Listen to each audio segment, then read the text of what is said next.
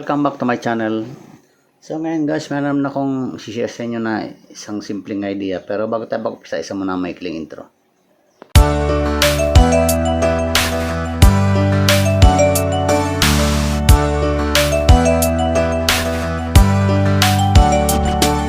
Guys, bali ang gagawin ko ngayon is kung naalala nyo tong ginawa ko dating DIY na continuity tester. Ito siya. Nandyan lang guys sa mga collection ko ng videos. Hanapin nyo na lang. Okay, ilagay ko na lang yung link sa description box. So, ito. Matagal ko na rin siyang nagamit. At okay naman. At may pakinabang naman. So, ngayon, ang gagawin ko is parang i-modify ko siya. Kasi siya nga pala hindi na gumagana ang ilaw niya. Halimbawa yan, dapat to be iilaw yan kasi may continuity. So ang gagawin ko, papalitan ko yung kanyang bumbilya, yung kanyang LED light. Siya nga pala, ito bumbilya nito is galing lang guys sa lighter na may flashlight. Parang ganito guys, yan. Meron naman kayo nakitang ganito siguro, di ba? Mura naman to, 10 piso lang isa nito. Yan, yan, umiilaw. Lighter. So, ang gagawin ko, papalitan ko na lang ito kasi siguradong na to, mahina na yung kanyang battery. Maaaring okay pa yung bulb niya, pero yung battery niya siguro lobat na. Pero matagal ko rin siyang nagamit guys, So, siguro mga 1 year mahigit bago na lobat ito. Kasi bira ko lang naman siya gamitin. Pag meron naman akong tinetest na kailangan ng continuity. Halimbawa, yung mga wires, para malaman mo kung putol. I think natatandaan ko sa last video ko, nagamit ko pa to pan-tester ng electric pan. Paano malaman kung buo pa ba yung winding sa electric pan o sira na. So, marami tayong napagagamitan ito. Pero ang gagawin ko muna guys is papalitan ko to para gumana siya uli. Tatanggalin ko lang naman ito guys, ayan, may tornilyo para mabunot mo ang kanyang pinaka flashlight niya. Bali ito ay may battery na 3 piraso. Ayan, nakita niyo sa 2-3 kaya siya umiilaw. Yan ang ipapalit ko dito. Pero medyo i-modify ko ng konti. Siguro dito ko na lang siya, hindi ko na siya gagawin na ganito. Tulad niya, balot na balot. So, kung halimbawa gusto ko magpalit ng battery o yung kasama na buo na mismo. Pag nagpalit ka nito guys, wag lang yung battery palitan mo. Pati yung ilaw palitan mo na kasi mura lang naman yung guys para hindi ka na mahirapan bukas baklas pa niyan. Bubuksan mo pa yan para ma-access mo yung battery. Palitan mo na ng buo. 10 piso lang naman ang isa nito. Hindi na siguro masyadong mabigat sa bulsa yan. Okay guys, babaklasin ko muna to. Tapos papakita ko na lang sa inyong uli kung paano ko ginawa. Para kahit hindi nyo na panoorin yung link sa description. Okay guys, babalikan ko kayo pag nabaklas ko to. Okay.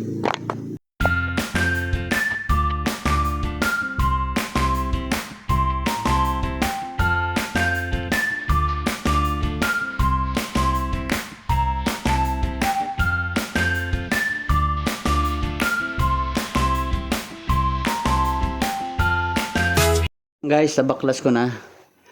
Ganito ang itsura niya ng pinaka flashlight niya yan. May 3 siyang battery.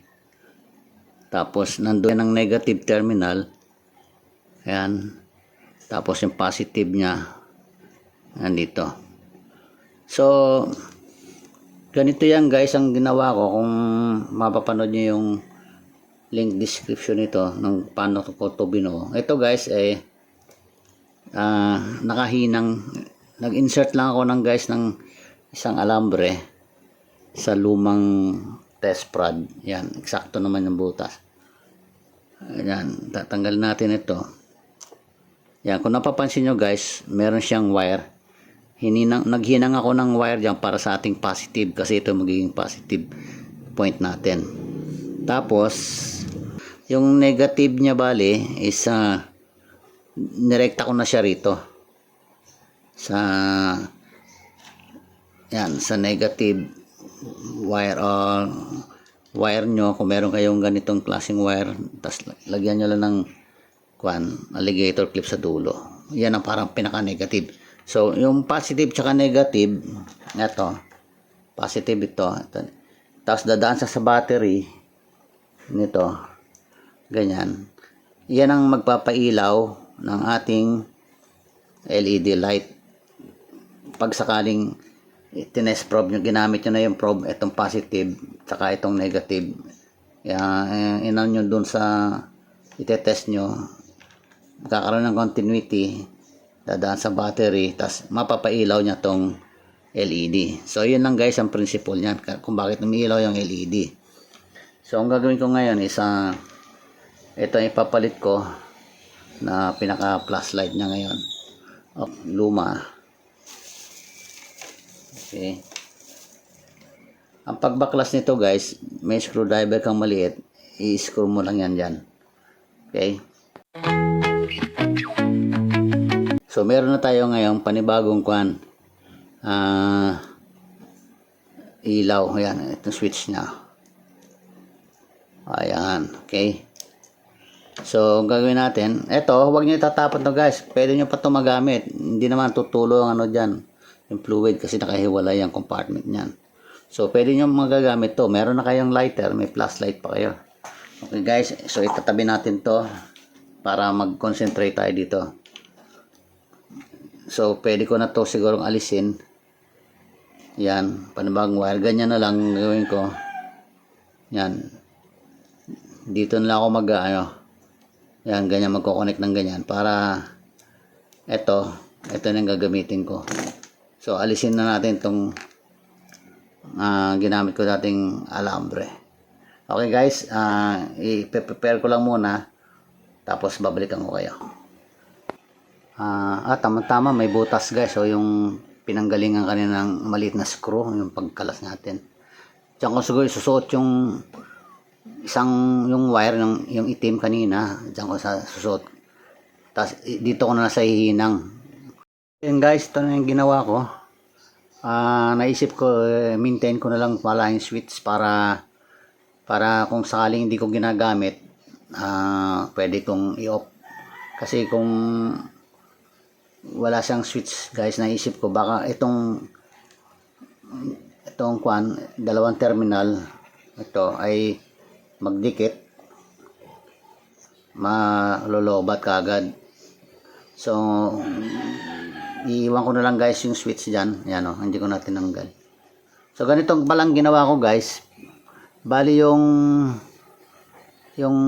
itong wire na sinuot ko rito, hininang ko doon sa wire ng negative ng battery, tapos pinaghiwalay ko. Ayan o, kung nakikita nyo guys, ayan, pinutol ko yung gitna, yung upper part dinikit ko dito sa isang wire, tapos itong lower part diyan ko naman ihinang ito guys. Ito so yanin ko muna, ito yung wire na ginawa ko. Ayusin ko muna to guys, tapos hihinang ko sa dyan. Yan, hihinang ko sa dyan para yung switch nya gagana pa rin.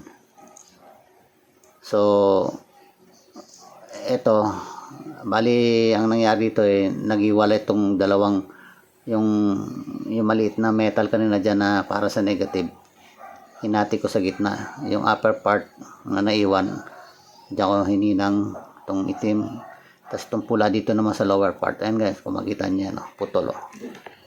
Yan, pinaghiwalay ko yan. Ayan o, may putol siya. Okay, babalikan ko na kayo guys pag nahinang ko na to.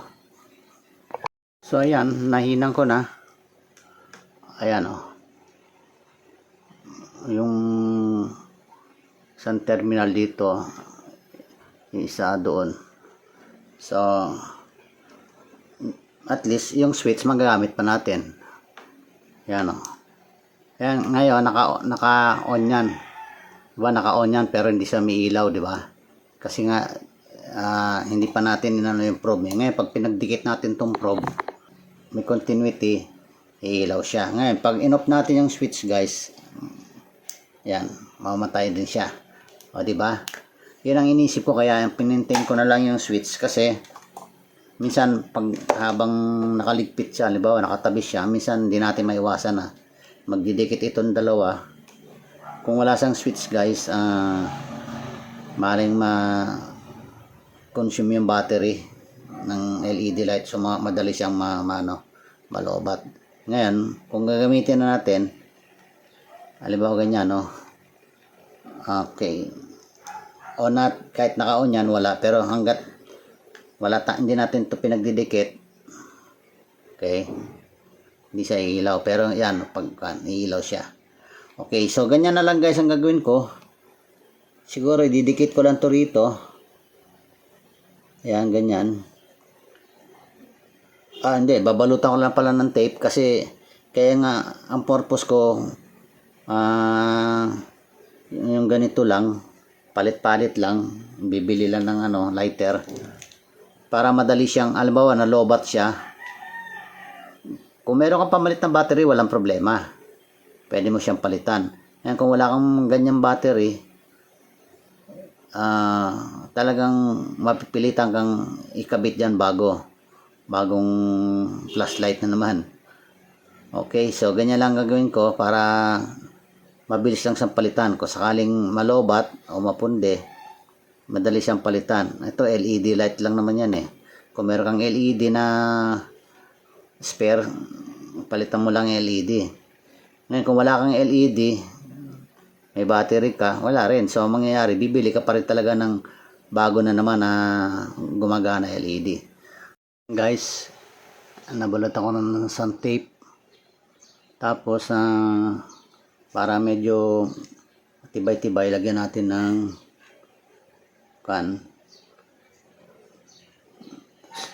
ito, ziplock. Ito, lagyan natin dito sa taas muna.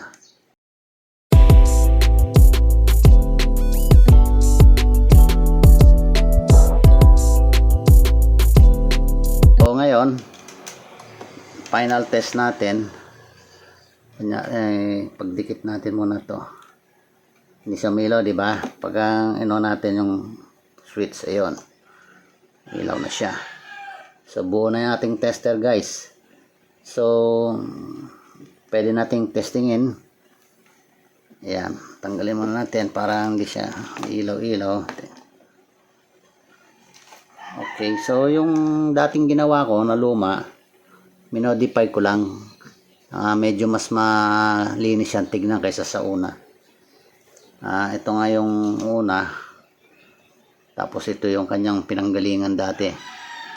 Ayan, dati rin itong galing dito. Ayan. So, nagamit na siya. Yung bago naman ngayon, ito yung gagamitin natin.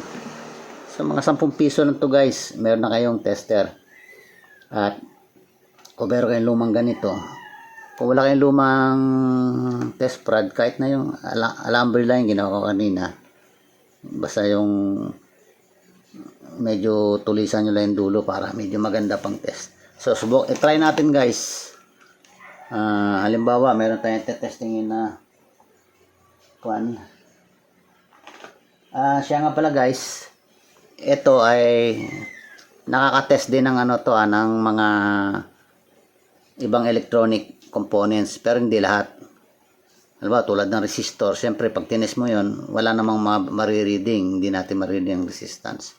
Pwede ito sa lahat ng component, electronic component na merong ginagamitan ng continuity, tulad ng mga fuse. Halimbawa, ito. Yan, meron tayong fuse dito. Yan. Pag umilaw siya, ibig sabihin buo. Ayan, buo. Buo yung fuse, di ba? Okay. Try natin sa ito, pwede rin siya dito guys sa mga ganito mga transformer. Dito lang sa primary. Okay, so ito yung primary. Okay. Pag umilaw siya, ibig sabihin okay yung windings. O yan o. Tapos ito naman yung dalawang windings dito.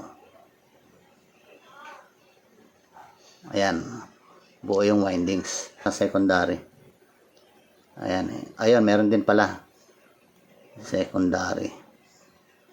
Ayan, ibig sabihin buo rin. Ayan.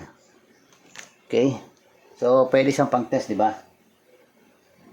Try natin guys sa mga ganito. Palagi ko hindi to kaya.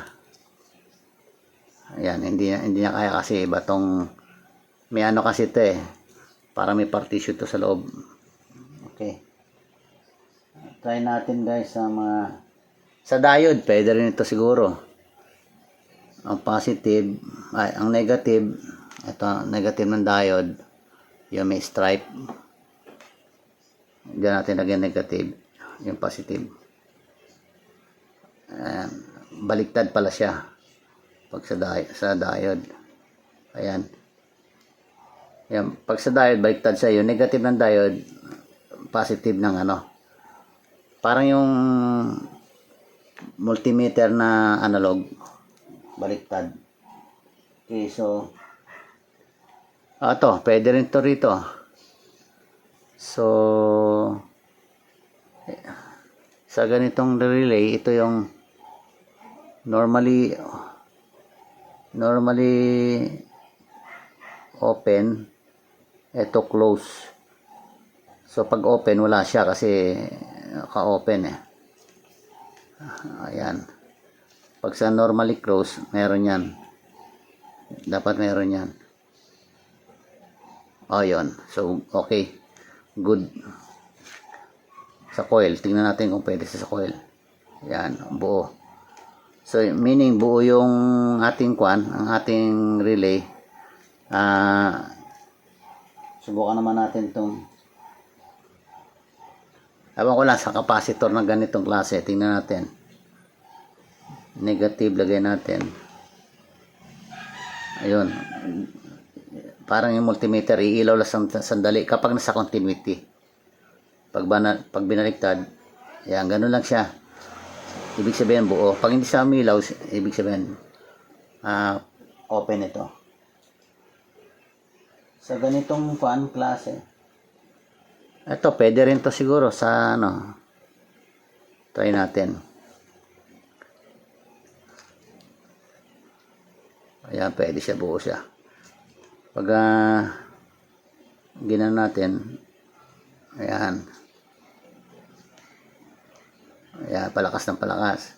So pwede rin siya sa ano, sa mga, subukan natin guys sa mga transistor. Ito, subukan natin dito. Okay, so try lang natin.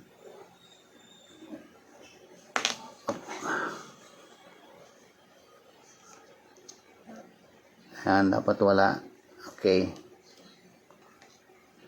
Ay, meron pala kasi ano siya.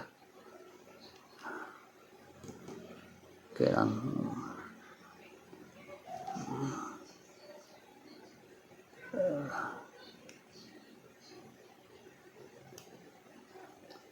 Ito parehas lang dito. Basta may ganito, pwede yan dito sa, yan, magkarugtong lang ito eh. Ayan. Ayan. Okay. So, nakakatest sa guys ng mga electric components, pero hindi po lahat. So, isa pang pinakamagandang na-test ko na nagamit ko yung aking ganitong yung unang ginawa ko is yung sa electric fan.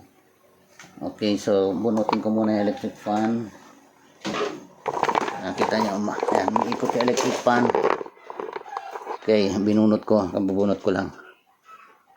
Ngayon, ang kagandahan nito guys, pag magtitest ka ng electric fan, para malaman mo kung buo, kapag inano mo hindi umilaw, ibig sabihin putol ang windings. O kaya naka-off. Naka-off, no? Off. Lagay muna natin sa off. Ayan. Ayan. Pag wala, naka-off. Ngayon, para malaman mo kung buo ang windings, lagay mo sa 1. Ayan, milaw siya, di ba? Ibig sabihin buo yung 1. Number 2, buo rin yung number 2, di ba? Number 3, ayan, buo yung number 3. So, pag yung ganyan ang kwan sa pagtetest mo sa electric fan sa cord, ibig sabihin buo yung number 1, number 2, number 3.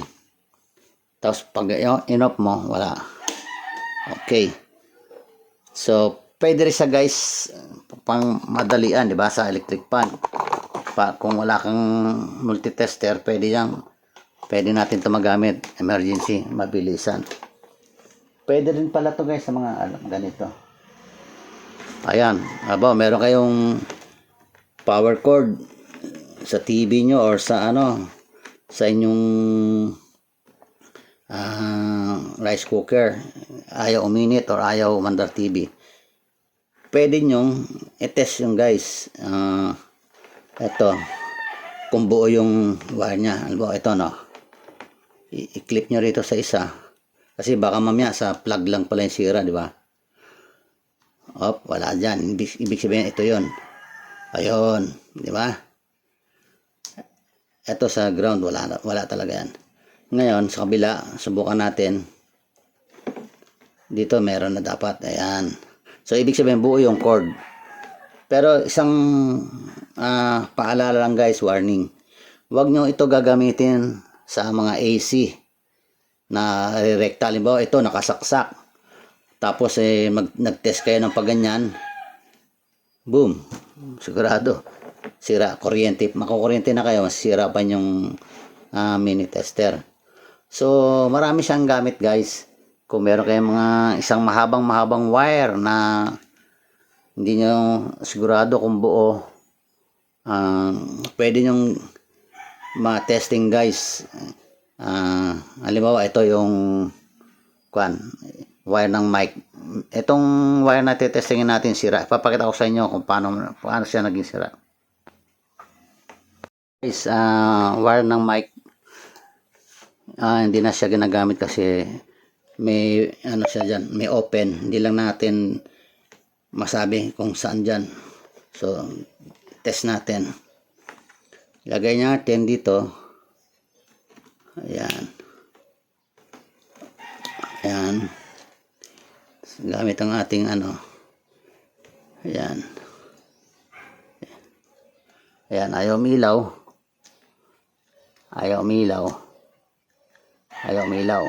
So meaning may putol talaga dyan. So hindi na siya gumagana dito sa kanya. Yan, maaaring may buo dyan pero wala rin. Ayan, putol talaga. So yan guys ang kaya alam ko kung sira to. At na-testing na namin to sa tutong may mic, hindi siya talaga gumana. Okay? Ito yung mga ganito. Gumagamit kayo ng ganito sa inyong multimeter o sa inyong power supply. Nagtataka kayo bakit parang ayaw. So, test natin. Ito. Okay. Pero pag buo siya, ilaw yan. Ayan, buo. Dito naman tayo sa positive. Kailangan ilaw rin siya para buo. Ayan. So, ayan. Marami na tayo na test guys. Ganyan na lang muna guys ang ating Ang importante, napakita ko sa inyo guys, ang kahalagaan din ng ganitong simpleng tester. Tinatawag natin na continuity tester kasi hindi naman siya multimeter. Ngayon, kung meron kayong multimeter at hand na magagamit nyo, gamitin nyo yan. Pag halimbawa wala yung multimeter nyo at ito lang muna ang nyo at nagmamadali kayo, gusto nyo matesting yung continuity, pwede na to. So, yan guys ang kanyang naging itsura. Yan. So, nasa sa inyo kung gagayahin nyo guys, nasa inyo na yung pang creativity, kung gaano kayo creative, kung ano yung pwede nyong maisip na gawin para lalong gumanda. Ito na lang sa akin, ganito lang naisip ko. So, simple lang pero napapakinabangan. So, yun lamang guys. Bali, in-upgrade ko lang naman yung dati kong ginawa na luma na at hindi na siya gumagana, hindi na may ilaw. Depleted na yung kanyang battery. Okay? So, yun lamang guys. Kung nagustuhan yung aking ginawang modify ng dati ko, paki-like and share guys, and don't forget to subscribe to my channel Need TV, and also press the notification bell para ma-update kayo sa mga sunod pang mga video. Maraming salamat. Thanks for watching.